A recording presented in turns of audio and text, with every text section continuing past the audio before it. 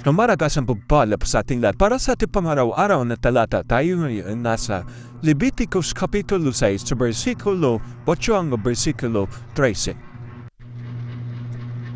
Sinabi pa ni Yahweh kay Moses, sabihin mo, kaya Aaron at sa kanyang mga anak, ito ang tuntunin tungkol sa handog na susunogin. Kailangang ilagay sa laman na ang handog na susunogin at bayaan doong magdamag na may apoy na nagniningas. Magsuot ng tunikang lino at pantalong lino, ang susobrote at alisin niya ang abo ng sinonog na handog at ilalagay sa tabi ng dambana. Pagkatapos magpapalit siya ng kasuotan at dadalhin niya ang abo sa labas ng lungsod sa isang dakong malinis. Ang apoy sa dambana ay mananatiling maningas at gagatunan tuwing umaga. Iyan ay sa ibabaw ng gatong ang handog na susunugin at ang tabang kinuha sa handog pang kapayapaan. Patuloy na panininasin ang apoy sa dambana at di ito babayaang mamatay. So ang pasisyon to ay tungkol sa duties and responsibilities ng mga sacerdote ng Old Testament. At isa sa highlight ng pasisyon to ay yung command na sinasabi ni Lord na huwag hayaang mamatay yung apoy doon sa altar. Pero bakit naman kaya ganun ang command ni Lord patungkol doon sa apoy sa altar, ano? Pero para sa akin, ang pinaniniwalaan ko yun ay kasi ang altar ay ginagamit sa point offering.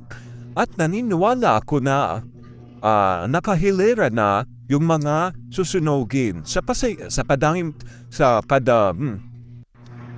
padamihan naman kasi ng mga Israelites yung panahon na yaon.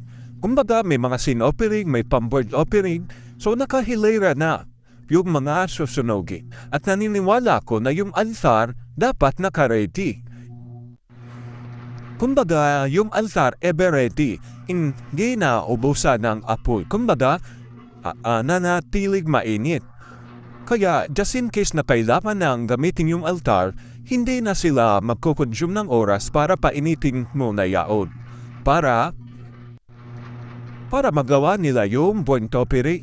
So, ganun yon ang purpose noon. Kaya hindi ninaalisan ng apoy para yung init ay nanatili. Kumbaga, yung internal temperature ay nandun pa rin, hindi naalis at patuloy yung pag-init ng altar. At syempre, pag linagay doon ang point offering, mas madali na lang. Hindi na time consuming, di ba? Pero alalahanin natin nasa New Testament na tayo, di ba? Hindi na tayo gumagawa ng sin offering, point offering, sacrificial offering, drink offering, incense offering, fragrant offering. Ang daming offering ng Old Testament kasi under the law sila. Tayo, nasa New Testament na tayo, hindi na tayo under the law. Pero, ang sabi sa atin sa New Testament, keep the fire burning. Keep the fire of faith burning. Hayaan mo na ang pananampalataya mo ay hindi mawala ng apoy at naglalagablab palagi. Kasi nga, ang altar noon, bato. Ang altar ngayon, ang puso ko at ang puso mo. Altar na yan. Naging ginatong altar sa harapan ng Diyos. Yung heart natin, yan na ang altar, di ba? Kaya ang pananampalataya natin dapat naglalagablab.